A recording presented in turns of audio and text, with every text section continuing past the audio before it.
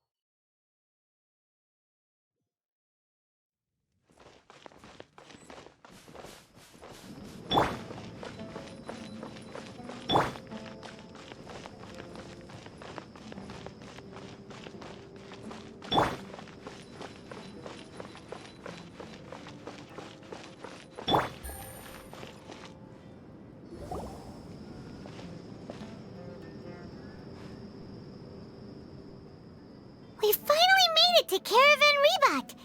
It's pretty lively here.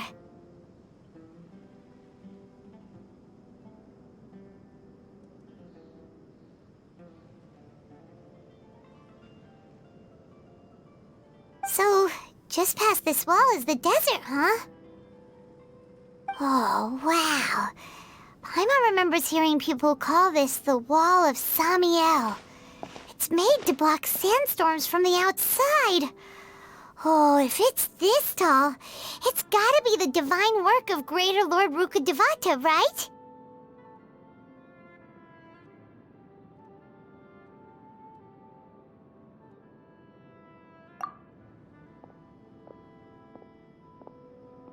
Enough gawking. Come on, follow me. Huh? Over here. Oh, Haytham went that way! Let's hurry up and follow him. Wonder what he's up to.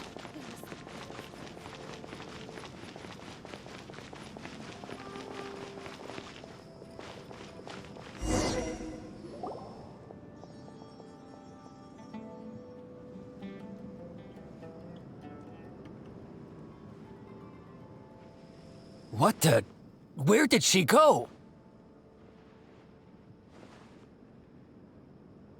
How did we lose them? They were just here a second ago. More Eremite mercenaries? Who are they working for this time? Anyway, Traveler, it seems like we were being followed again. You were too careless. You should have noticed those hopeless amateurs trailing you a long time ago.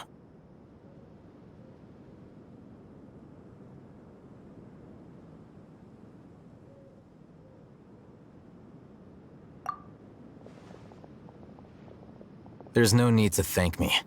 I've never cared to keep track of personal favors. All I did was correct a mistake I happened to come across. It's a habit I developed at the academia. You really gave Paimon a scare, Alhaitham. We never thought we'd run into you here.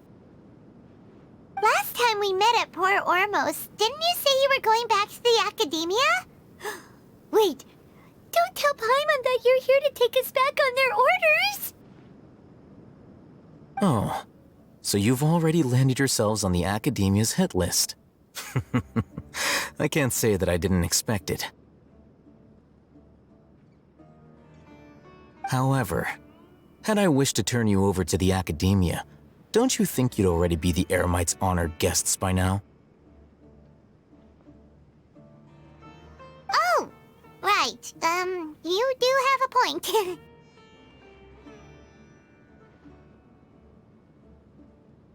I have no interest in running errands for that project.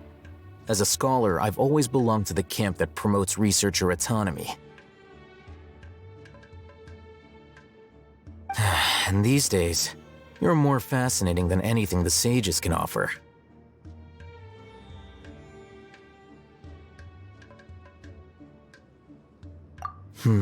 Not quite. To tell you the truth, I'm still investigating the Divine Knowledge Capsule.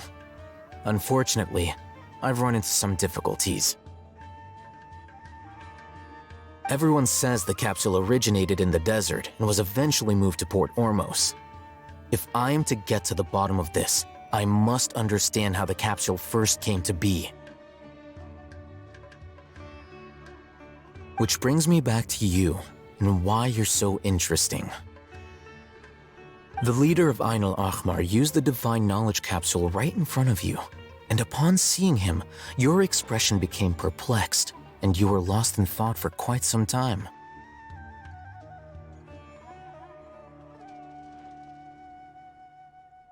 To have that kind of reaction, I think you must have realized something. Are you interested at all in sharing what you've been hiding from me?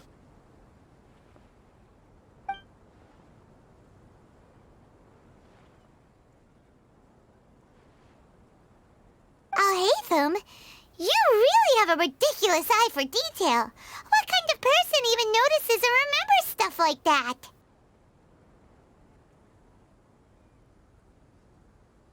So that's your answer. Well, I do work for the academia after all. So considering that, it is indeed wise to keep your cards close to your chest. But that does prove you do have some undisclosed information about the Divine Knowledge Capsule. Am I right? No matter.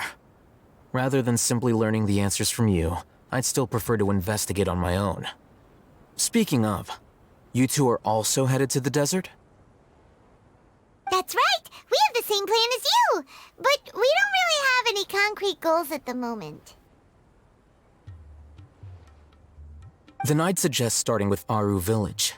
It's the largest settlement in the desert, so it'll probably have more resources and intel than anywhere else. Well, would you like to head there together?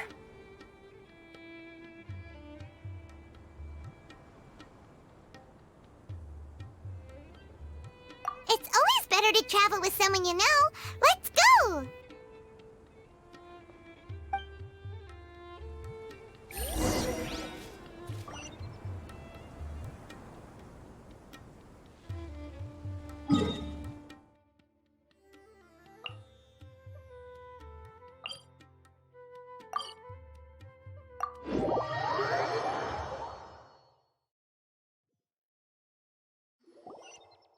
Before us lies Aru Village, the safe haven of the desert folk. Whoa, this landscape is really something else. What a cool place! Let's go check it out!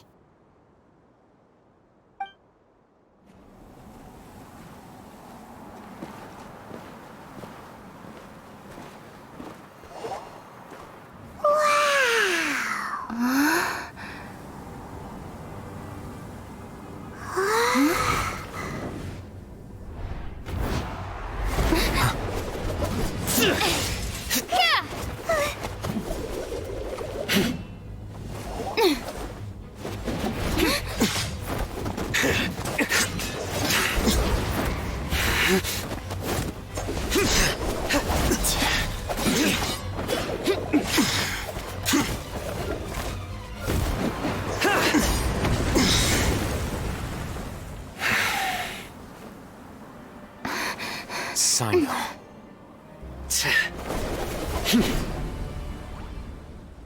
Unless my memory fails me, we have barely spoken 2 words to each other before now at the Academia.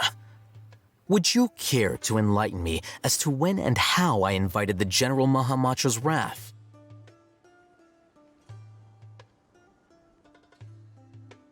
Oh, Hatham. Do not think you can escape my judgment just because you managed to escape my attack.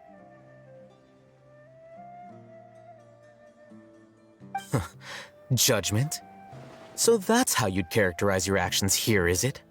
Or would elimination perhaps be a more accurate description? Had I used my full strength, not even this traveler would have been able to stop me.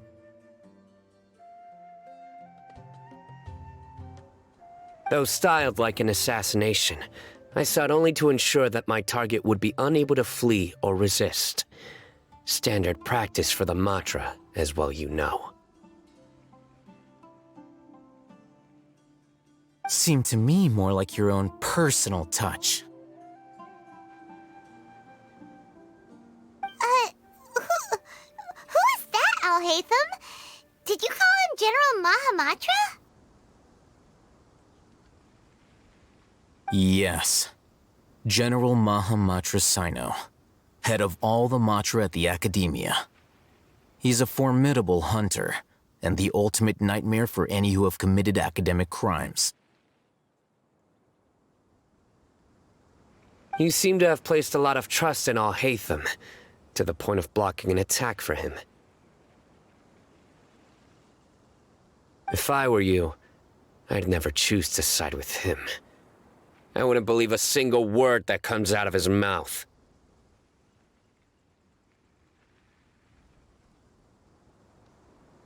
I have been pursuing this scribe for a long time. I urge you, stand back and do not seek to defend him any longer. Otherwise, there will be consequences.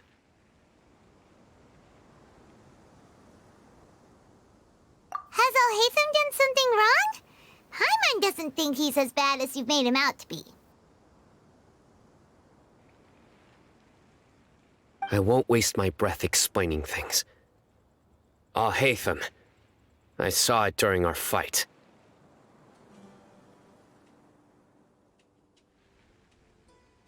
Take it out. The divine knowledge capsule you're hiding on your person. Unless you want me to retrieve it for myself.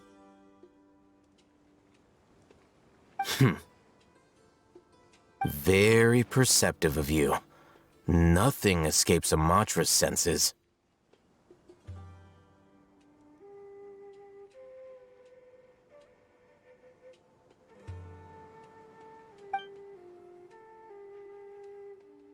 Wait, the divine knowledge capsule? Didn't it fall into the Matra's hands in Port Ormos? No wonder you speak with such confidence, Sino. But I must admit, I'm very curious. What does this capsule mean to you?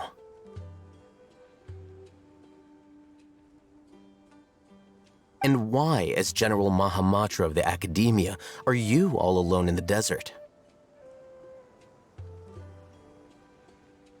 As far as I'm aware, the other Matra have been speculating about your disappearance.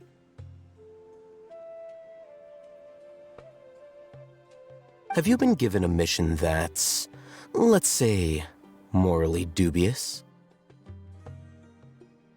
If I was the real target of your mission, what was stopping you from simply using your authority and resources to judge me within the walls of the Academia?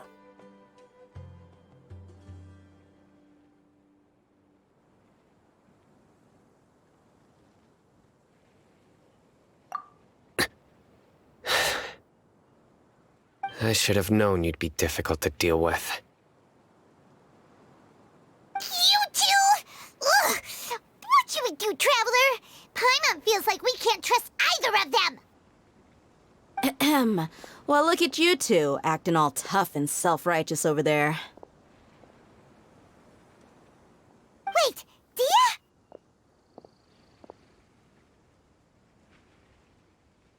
Great! Finally, someone that we can trust!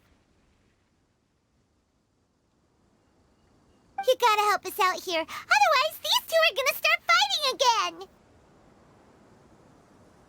Yeah, sure looks that way. Two giants from the Academia duking it out once and for all. Not something you get to see every day, that's for sure.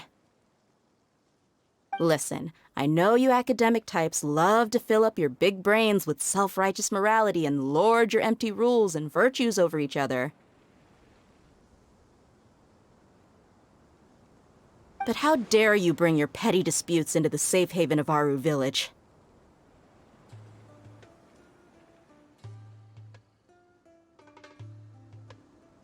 It seems like someone's gonna have to beat some sense into your thick skulls until you finally learn to respect these grounds.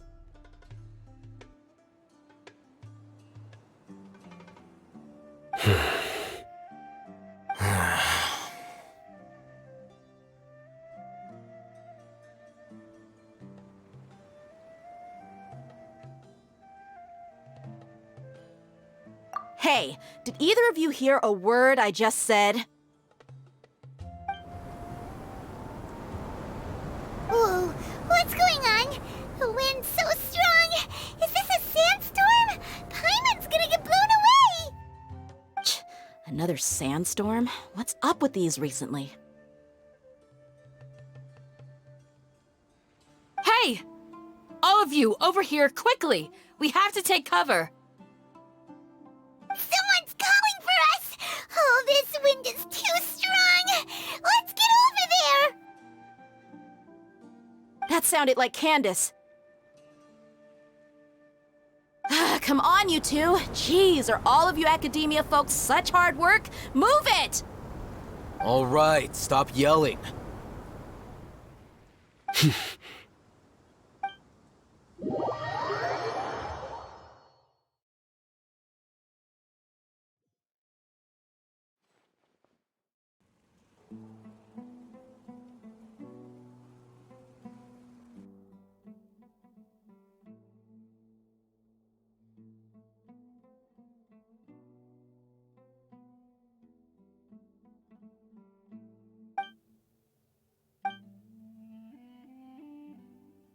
Well, this is pretty awkward. Hey, wanna play sardines with 3 people who wanna tear each other limb from limb? Sure, why not? Sounds fun. The air is so thick and heavy. Paimon can hardly keep floating anymore. My sincere apologies, everyone. This is the home of our village chief. I will have to ask you to make do with this small room until the sandstorm dies down. Please, let me introduce myself. I am Candace, protector of Aru Village. Our savior has come at last!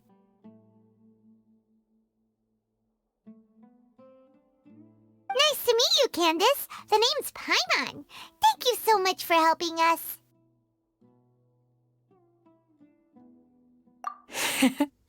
There's no need to thank me. It's only right to help each other when the weather gets rough. Wow, she's so gentle and caring, like a nice older sister. Unlike those guys over there. All right. Now that we're all better acquainted, we should return to the topic at hand. As a guardian charged with the responsibility to protect my fellow villagers from harm, I was observing your conflict from afar, even before the sandstorm started. And now that you have set foot within our village itself, it is all the more my responsibility to make absolutely sure that you pose no threat whatsoever to us. So please, have an honest and sincere conversation with one another, and put your hostile feelings to rest. If anyone dares to start anything again while they are under this roof, I will not hesitate to send them out for some quality time with the creatures of the sandstorm. Oh, on second thought, Paimon may have misjudged Candace's character. And that goes for you too, Miss Dia. Do I make myself clear? All right, we got it, Candace. That's what I like to hear. So, which of you will begin? I was supposed to be a mediator, but I might have gotten a little too involved just now. Anyway, one of those two should probably start talking. Wait, that was you trying to be a mediator? I have nothing to hide, so there's no shame in explaining myself. While Al-Haytham wasn't wrong about the other Matra not knowing my whereabouts, it's not because I've been assigned a morally dubious mission.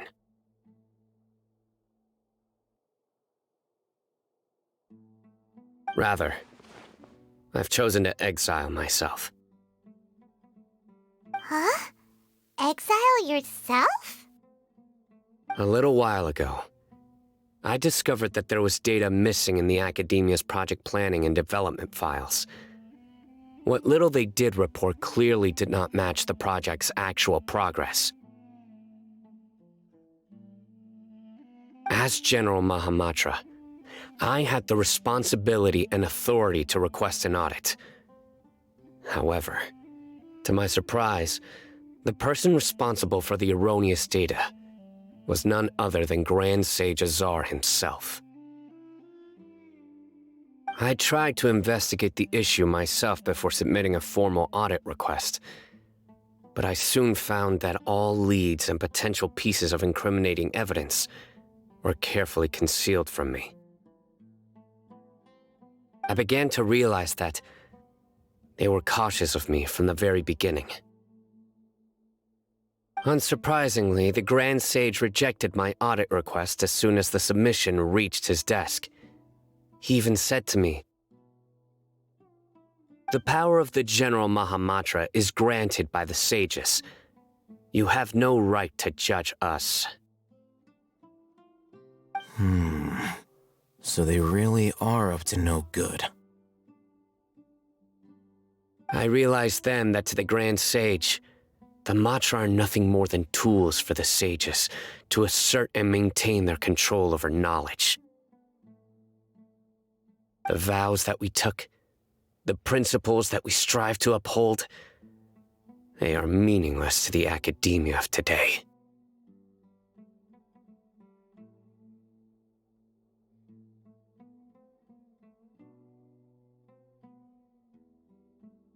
I believed it would be wise to flee the academia before the sages had a chance to take action against me.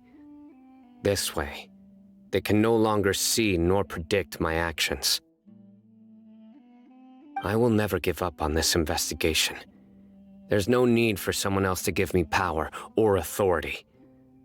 Once I find the truth, I will administer judgment by my own name. Sino seems to have the same goal as us. We're all investigating the sages. Plus, now that he's no longer the General Mahamatra, he somehow feels a lot less scary. Well, Sino, if that's your story, then why did you see Alhaitham as a target? When I was investigating the matter in the academia, I overheard a conversation between Alhaitham and a sage. The sages asked you to investigate a blonde-haired traveler. Do you dispute this, Alhaitham?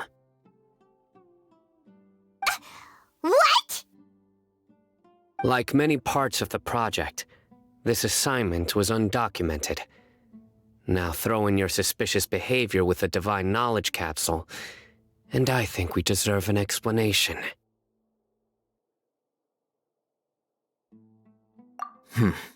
Yes. I was indeed tasked with investigating the Traveler. Alhaitham! After all, the promised reward was so great that hardly any scholar could have refused.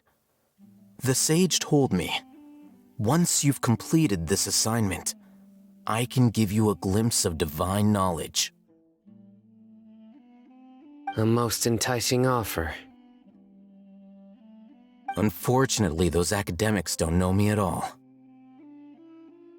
Their words contained one key piece of information, namely that divine knowledge indeed exists.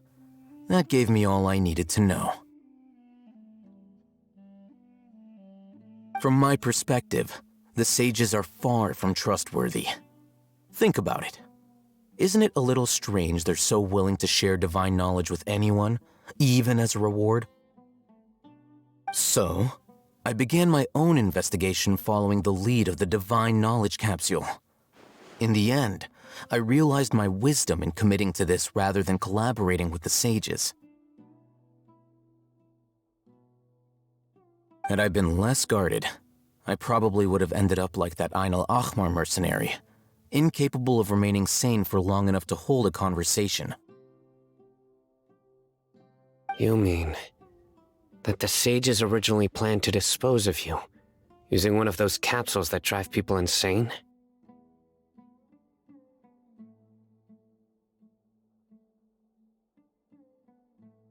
I'd already given up on the assignment by then.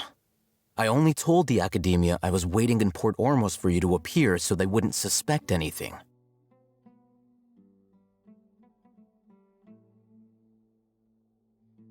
So it came as quite a surprise when I encountered my erstwhile target while investigating the Divine Knowledge Capsule. Criminals do love to talk about coincidences. Even though I ran into the Traveler by chance, I had no intention of providing assistance to the academia. Also, you should remember, you were the ones who decided to follow me and strike up a conversation after I left that tavern. That's true. Alhaitham helped us out at Caravan Rebat as well. Maybe he's telling the truth. I'm willing to apologize if that's worth anything to you. I took the Divine Knowledge Capsule behind your back because I judged its existence to be a significant risk.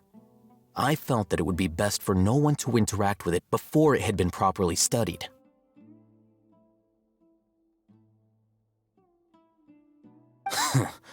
After all, curiosity often proves to be the most dangerous thing in this land. You should be well aware, Scribe Al-Haytham, that curiosity can also lead you to danger and suspicion. Answer me this. Did the sages share any information about their project with you? Have I not made myself clear? You and I are both distrusted by the academia. Do you really think they would tell me anything? Fine.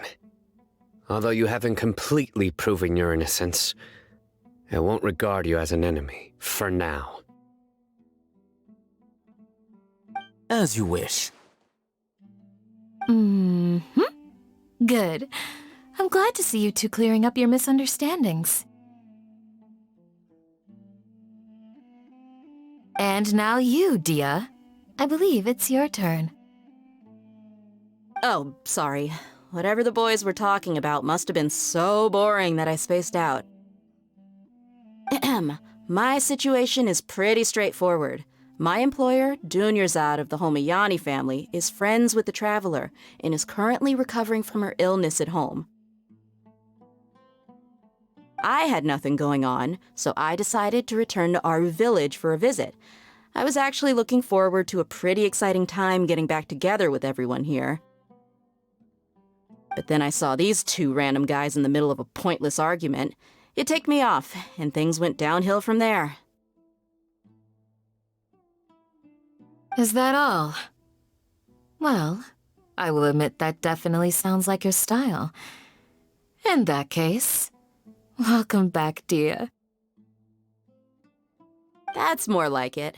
I missed you all so much, Candace.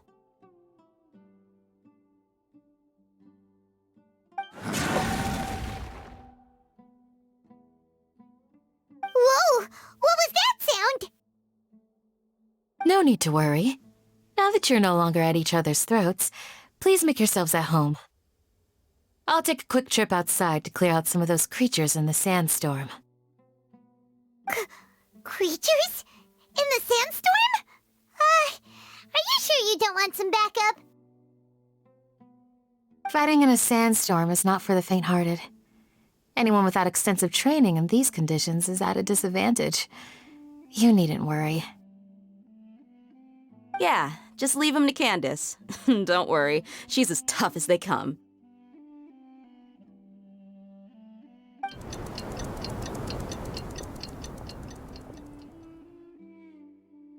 The wind's died down. That means the sandstorm's over, right? Candace still isn't back yet, though. Is she alright? Maybe we should go out and check on her. When you put it that way, even I'm starting to feel a little worried. All right, let's go. We've been here long enough, and the boys are as chatty as the floor.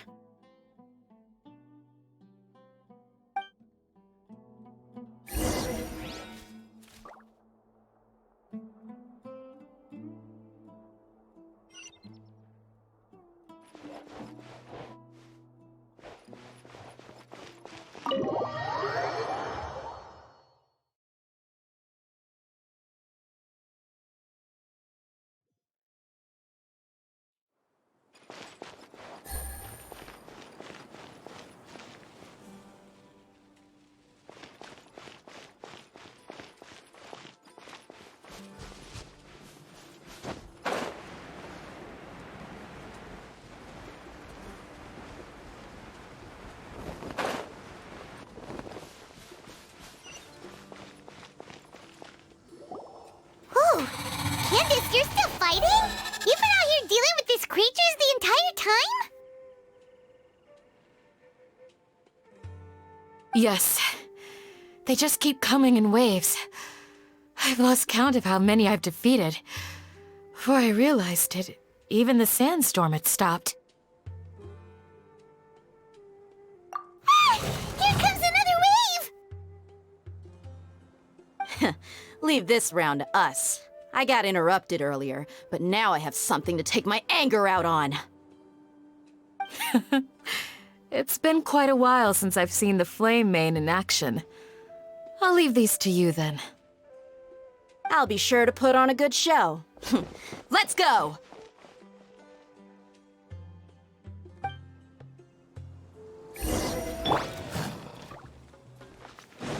I must leave no stone unturned. Don't blink!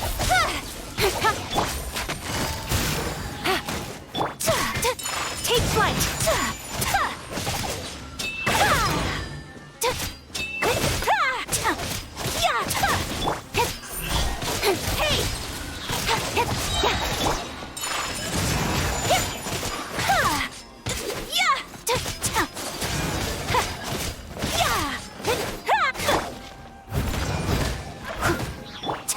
My apologies!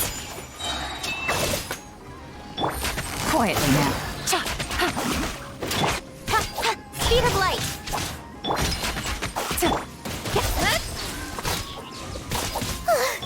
Here comes another wave! When are they ever gonna let up?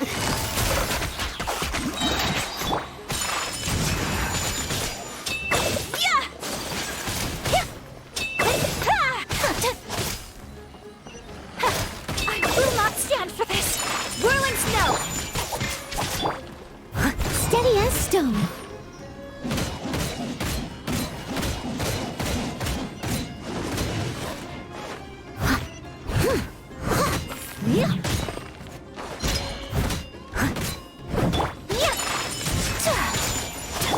Gotcha!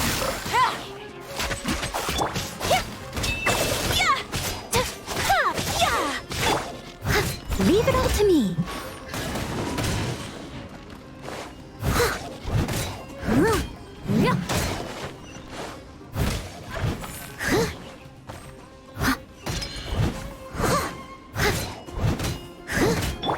Don't blink!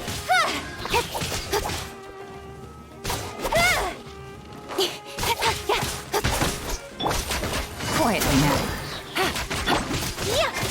Take flight!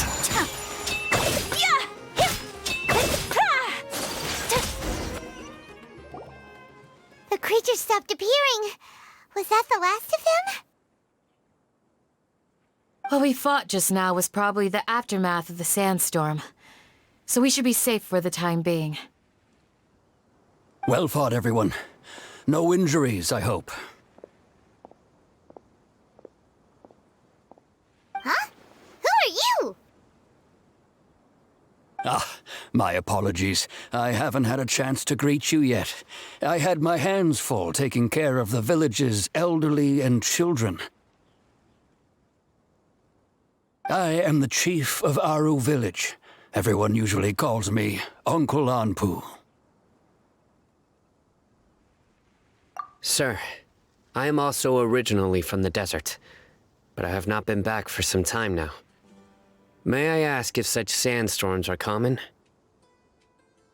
I can't say they've always been common, but recently the storms have become increasingly severe and frequent. Besides sandstorms, we also occasionally get earthquakes. According to an investigator who stayed in the village a while ago, these unusual natural phenomena are related to the withering of Irminsul.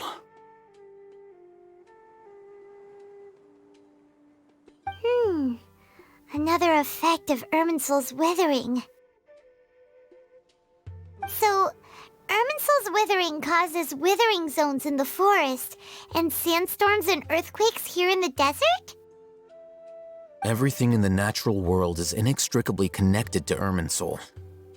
These regional symptoms can indeed be a reflection of Irminsul's present state. Everyone in Aru village needs to take good care of themselves. Speaking of which, why haven't I seen a single village keeper since I got here? Village keeper? Who are they? Village guards like Candace? Does your curiosity know no bounds? Village Keeper is how Aru village refers to mad scholars exiled here by the academia. Most of them are scholars who lost their sanity after a period of training in the Avidia forest. The academia believes that their crazed mutterings may have a negative effect on the psyches of other scholars. So, they're forcibly exiled to the desert. Though if you ask me, it's all a boatload of nonsense. Alas, that's exactly what we've been trying to investigate. One by one, the village keepers have been mysteriously disappearing without a trace. But no one in the village has ever seen them leave. If you're planning to stay around the village for the next few days, I'd appreciate it if you could keep an eye out for them. I've had encounters with those people in the past. I'll see what I can do to help. The Matra are the ones responsible for their exile. Now that you're no longer with them, are you trying to alleviate your guilt and atone for your past sins? I'm fascinated by how you think. Mock me if you will, but if you are guilty, I will eliminate you, regardless of my position or identity. Oh, you're the former General Mahamatra. You must be an expert in these kinds of investigations. Thank you for your help. Is it because you're reminded of Hypatia? Oh, these poor scholars. First they lose their sanity, now this! We need to help get them back home, safe and sound. But, is it really a good idea to tag along with Sino? You seem like you really don't trust him.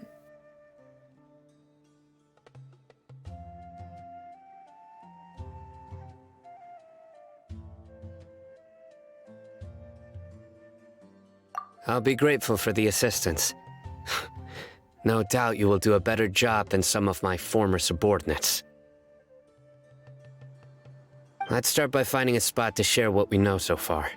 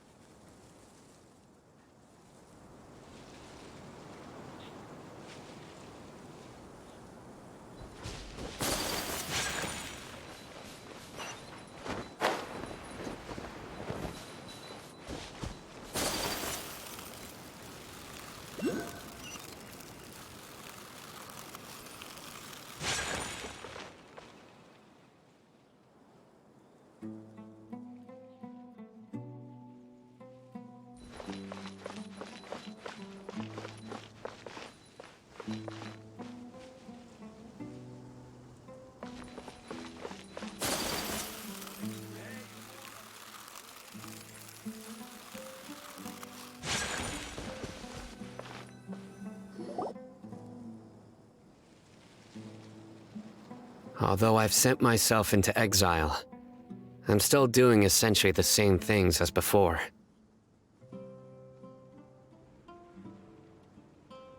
Do you still have any questions for me before we start our investigation?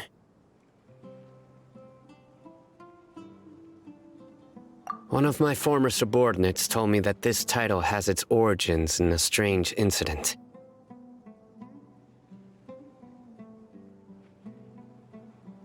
The academia has long exiled mad scholars to Aru village. A mysterious phenomenon exists here. When mad scholars first arrive, they are as incoherent and deranged as before. But after spending some time here, they invariably begin to calm down. Initially, the people of Aru village greatly resented having to take in the mad scholars. But a strange incident one night changed that.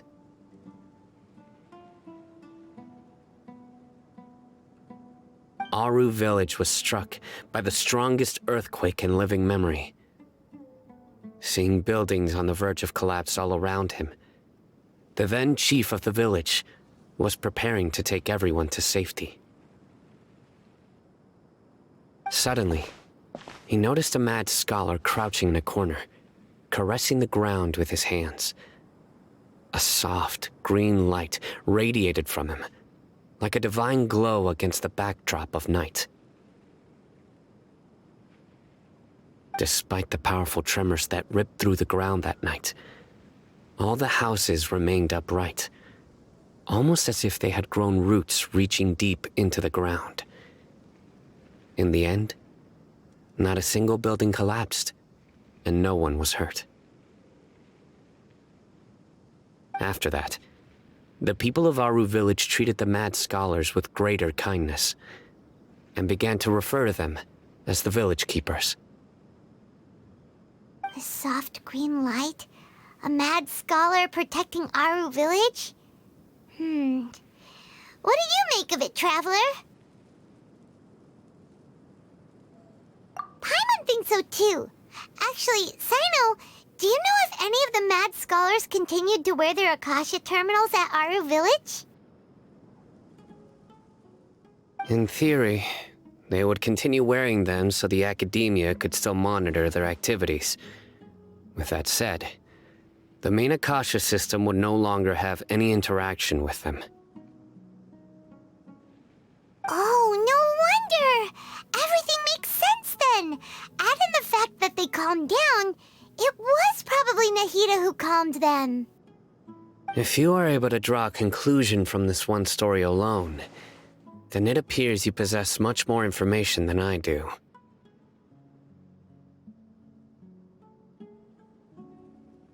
So, what do you make of the story?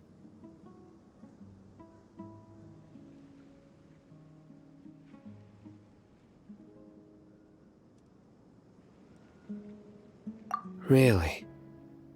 Lesser Lord Kusanali.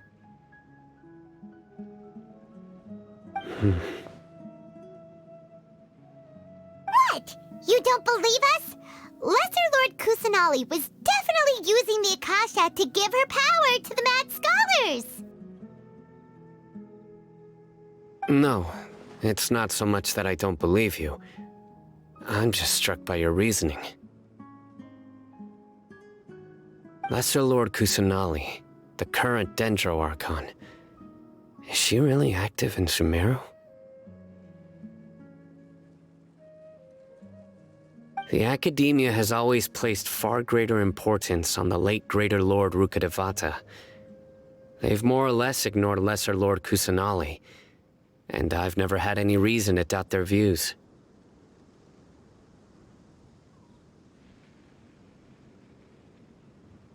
In addition, I've never heard any stories about Lesser Lord Kusanali and her deeds. To me, she might as well have been a god that never existed. No way! Nahida definitely exists! She's a... how should Paimon put it?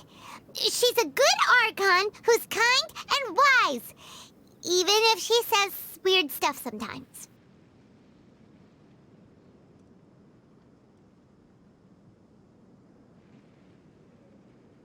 I've spent many years interrogating criminals, so I can easily tell when someone is lying.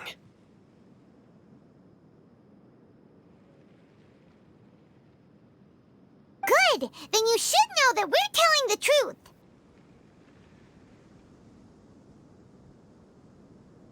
That look in your eyes. I've never seen that from a liar. You two really must have met Lesser Lord Kusanali.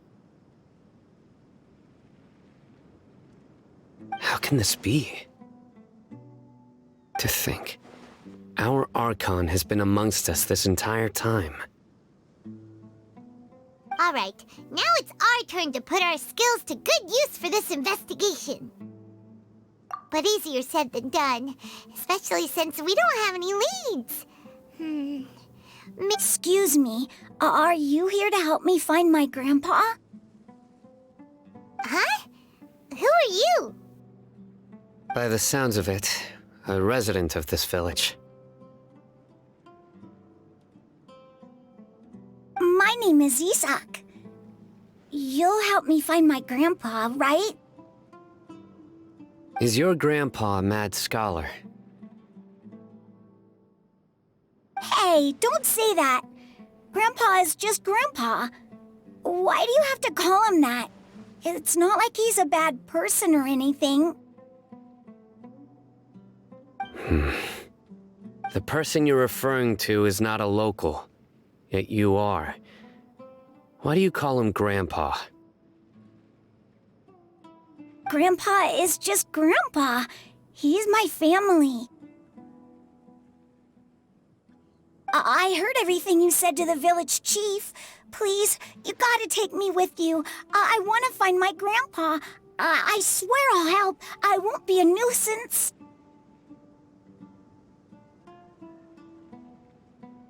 Ah, so you're the one who was eavesdropping on us around the village chief's house.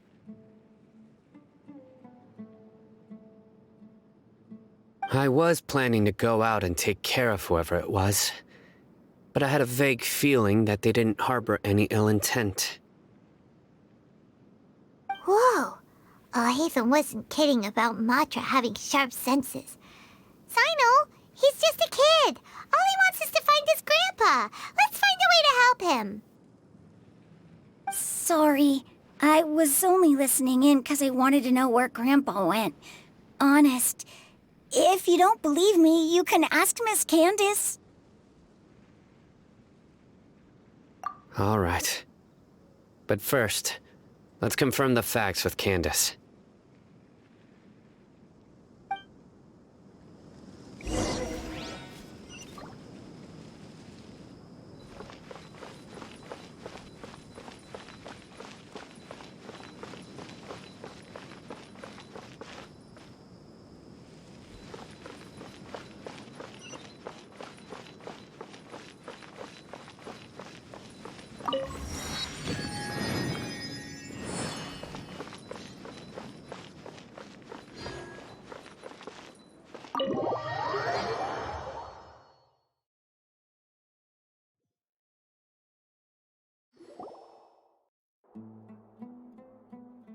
Sino is super vigilant.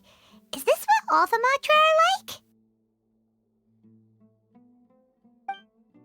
Ah, you're back already. We just wanted to confirm something with you. Do you know a boy by the name of Isak? I had a feeling he'd go looking for you. Huh? You knew this would happen? Yes. Although he tried his best to stay hidden, I still noticed him eavesdropping outside the window. He really wants to get his grandfather back. Isak's parents were both Aramite mercenaries who rarely returned to the village after finding employment in the city. He was raised by his grandfather. Unfortunately, it was only a few years before his grandpa passed away. Isak was still very young at the time, so various families in the village took turns caring for him so he could survive. Later, an elderly mad scholar arrived at the village. Isak thought the scholar bore a striking resemblance to his grandfather, and thus often spied on the man. However, the scholar was unkempt in appearance and incoherent in speech. Although Isak referred to the man as his grandpa, he was afraid and didn't dare to approach him. One summer night, the oft mumbling and bumbling grandpa suddenly calmed down and seemed to become more lucid. He even noticed Isak hiding in the distance. So Grandpa walked up to Isak and patted him on the head. He even took Isak to the entrance of the village, where he patiently taught the boy the names of the stars and accompanied Isak until he fell asleep.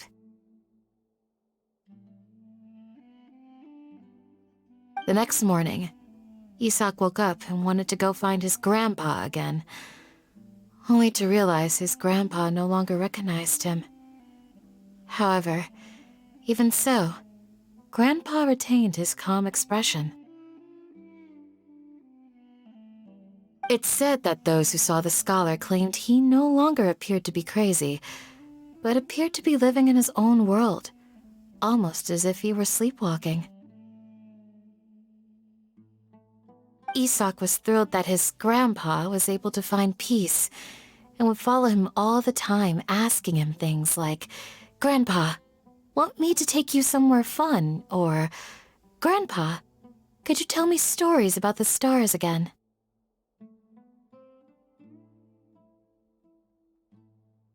All this somehow just makes Paimon feel really sad.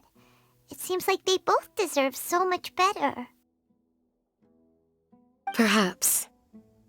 Nearly everyone who lives in the desert has some form of hardship or regret. But even so, we must still continue on with our lives. It's also my reason for fighting. I must continue to protect this land.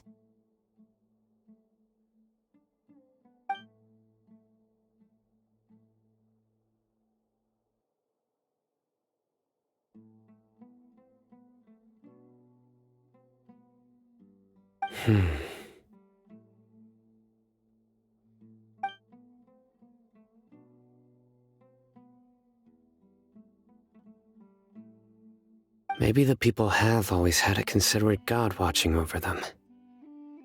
Huh? What did you say, Zino? No, nothing. As long as Isak keeps his word and doesn't get in our way, we can take him along. Perhaps you are more compassionate than I gave you credit for. Please accept my thanks on Isak's behalf, Sino.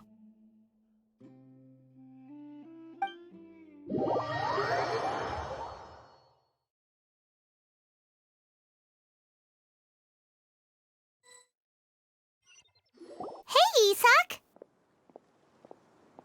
Oh, it's you guys! We've cleared everything up. Let's go find your grandpa.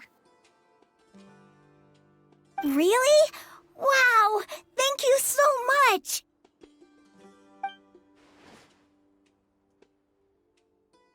Yeah! All right. Let's ask the local residents some questions first.